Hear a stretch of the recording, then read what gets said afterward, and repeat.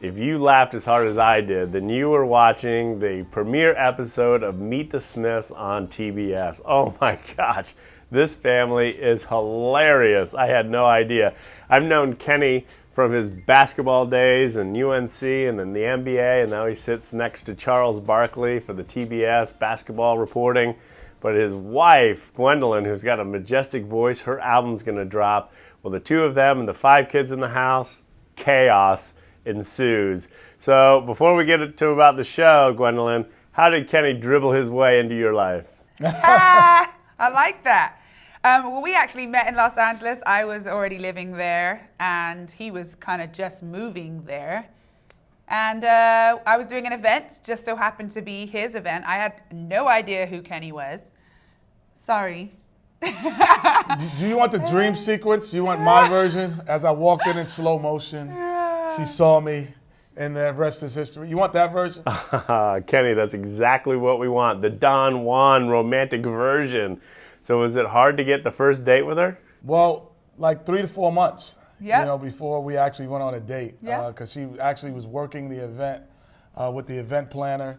And I said he had to wait until we were done doing the event because he needed to take me seriously. And if I still liked him at the end of doing the event, then we could go on a date together. It's not hard to like. If 3 months, I was like, she's going to be putting more on her pressure on herself to not be with me. Look at him, Mr. Confidence. See, that's what it was. He just had all this confidence. That's him. That's how it is.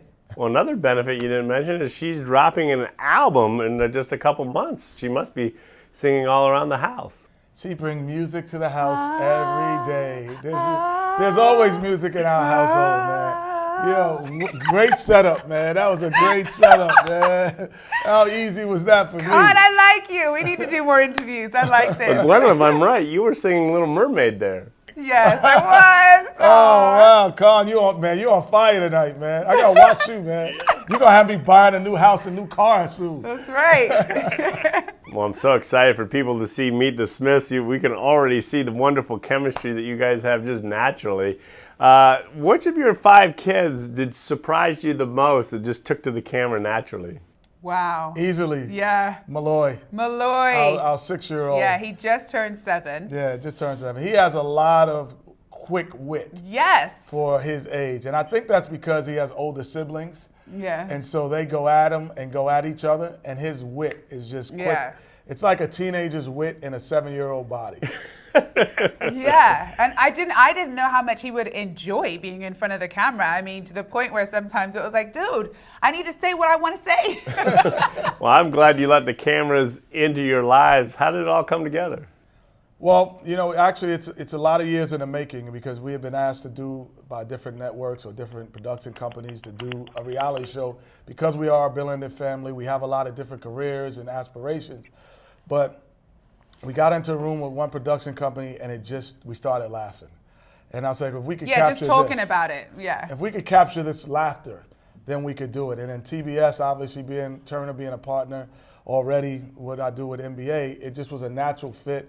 We bring our extended family, the Turner family in with Charles. The Turner family gets to be a part of it as well. And Shaq, you know, everyone's involved in it. Yeah. So you get the behind the scenes there as well. It just made sense. It was just an extension of what you see Kenny already doing. You know, like you just see him, you follow him home, and you know, he gets made fun of by Charles and has a hard time at work there, and then you get him seeing made fun of at home.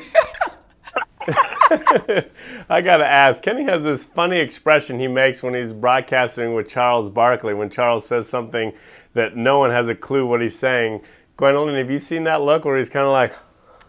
No, yeah. I got that look from her. She does that to me all the time. Okay. So that look is transferred from when I say something and she doesn't know what I'm talking about. So that's where that look comes from, America.